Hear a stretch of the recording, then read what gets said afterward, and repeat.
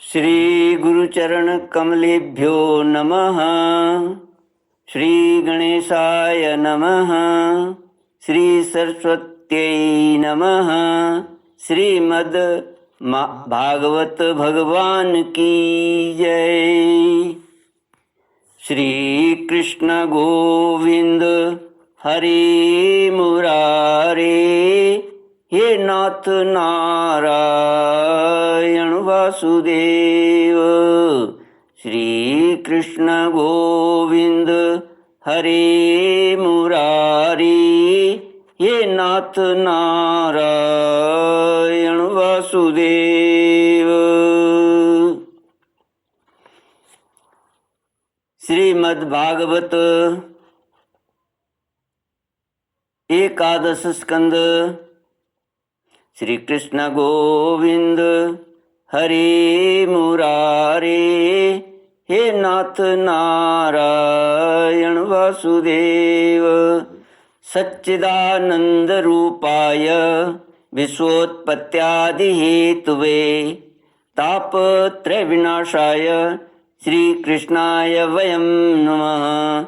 सच्चित आनंद स्वरूप परमात्मा जो सृष्टि के उत्पत्ति, पालन और संहार करता है तथा जीवों के आध्यात्मिक, आदि दैविक, आदि भौतिक तापों को नष्ट करने वाले हैं, अर्थात जीवों के मानसिक, शारीरिक और भौतिक दुखों को दूर करने वाले हैं, उन श्री कृष्ण भगवान को हम नमस्कार करते हैं। श्रीमद् भागवत एकादश स्कंद 22वां अध्याय। श्री भगवान उवाच, श्लोक 29 से। प्रकृति पुरुषश्चेति विकल्प पुरुषर्षभ, एष वैकारिक सर्गो गुण व्यतिकरात्मकः। ममांग माया गुणमय्ये कदा गुणमय्यनेकधा, विकल्प बुद्धिश्च गुणैर्विधत्ते।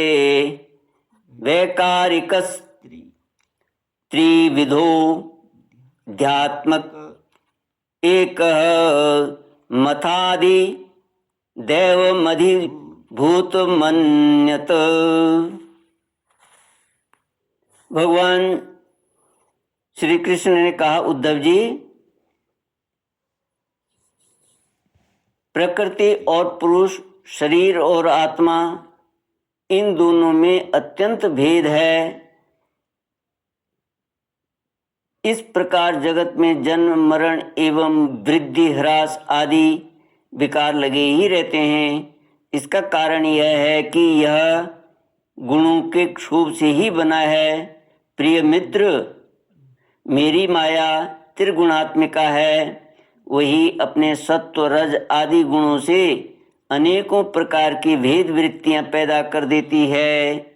यद्यपि इसका विस्तार असीम है, फिर भी इस विकारात्मक सृष्टि को 3 भागों में बांट सकते हैं। वे 3 भाग हैं, अध्यात्म, अधिदैव और अधिभूत। उदाहरणार्थ नेत्रेंद्रिय अध्यात्म है, उसका विषय अधिभूत है, और नेत्र गोलक में स्थित सूर्य देवता का अंश अधिदैव है। ये तीनों परस्पर एक दूसरे के आश्रय से सिद्ध होते हैं, और इसलिए अध्यात्म, अधिदैव और अधिभूत ये तीनों ही परस्पर सापेक्ष हैं। परंतु आकाश में स्थित सूर्यमंडल इन तीनों की अपेक्षा से मुक्त है, क्योंकि वह स्वतः सिद्ध है।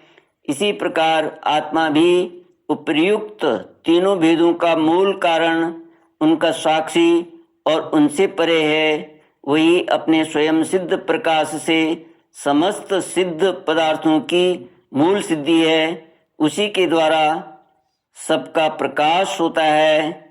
जिस प्रकार चक्षु के 3 भेद बताए हैं, उसी प्रकार त्वचा, श्रोत्र, जिह्वा, नासिका और चित्त आदि के भी 3-3 भेद हैं। टीकाकार लिखते हैं कि यथा त्वचा, स्पर्श और वायु,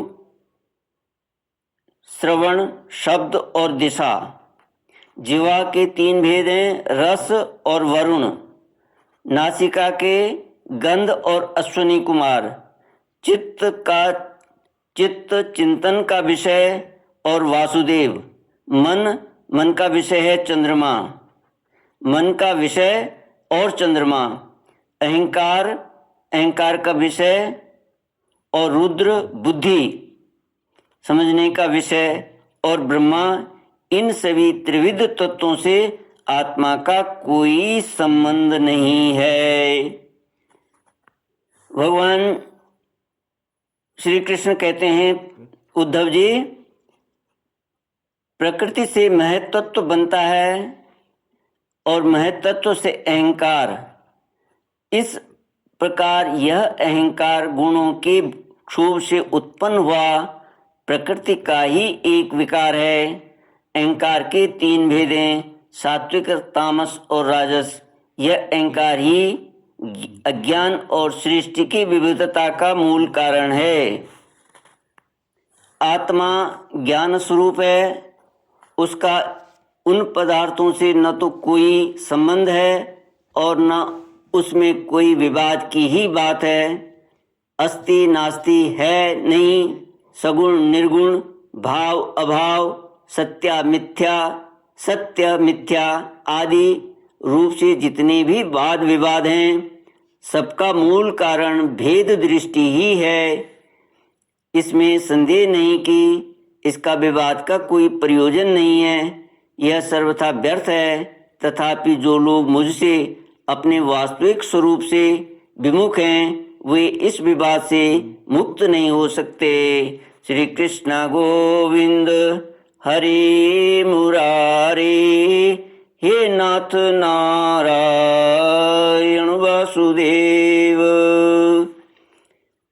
भगवान श्री कृष्ण ने कहा, प्रिय उद्धव, मनुष्यों का मन कर्म संस्कारों का पुंज है। उन संस्कारों के अनुसार भोग प्राप्त करने के लिए उसके साथ 5 इंद्रियां भी लगी हुई हैं। इसी का नाम है लिंग शरीर। वही कर्मों के अनुसार एक शरीर से दूसरे शरीर में, एक लोक से दूसरे लोक में आता जाता रहता है। आत्मा इस लिंग शरीर से सर्वथा पृथक है, उसका आना जाना नहीं होता, परंतु जब वह अपने को लिंग शरीर ही समझ बैठता है, उसी में अहंकार कर लेता है, तब उसे भी अपना आना जाना प्रतीत होने लगता है। मन कर्मों के अधीन है, वह देखी हुई या सुनी हुई विषयों का चिंतन करने लगता है और क्षण भर में ही उनमें तदाकार हो जाता है तथा उन्हीं पूर्व चिंतित विषयों में लीन हो जाता है। धीरे धीरे उसकी स्मृति, पूर्वापर का अनुसंधान भी नष्ट हो जाता है। उन देवादि शरीरों में इसका इतना अभिनिवेश, इतनी तल्लीनता हो जाती है कि जीव को अपने पूर्व शरीर का स्मरण भी नहीं रहता। किसी भी कारण से शरीर को सर्वथा भूल जाना ही मृत्यु है। उद्धव जी, जब यह जीव किसी भी शरीर को अभेद भाव से मैं के रूप में स्वीकार कर लेता है, तब उसे ही जन्म कहते हैं। ठीक वैसे ही जैसे स्वप्नकालीन और मनोरथकालीन शरीर में अभिमान करना ही स्वप्न और मनोरथ कहा जाता है। यह वर्तमान देह में स्थित जीव जैसे कोई पूर्व देह का स्मरण नहीं करता, वैसे ही स्वप्न या मनोरथ में स्थित जीव भी पहले के स्वप्न और मनोरथ को स्मरण नहीं करता। प्रत्युत उस वर्तमान स्वप्न और मनोरथ में पूर्व सिद्ध होने पर भी अपने को नवीन सा ही समझता है। इंद्रियों के आश्रय मन या शरीर की सृष्टि से आत्म तत्व में यह उत्तम, मध्यम और अधम की त्रिविधता भासती है, उनमें अभिमान करने से ही आत्मा बाह्य और आभ्यंतर भेदों का हेतु मालूम पड़ने लगता है।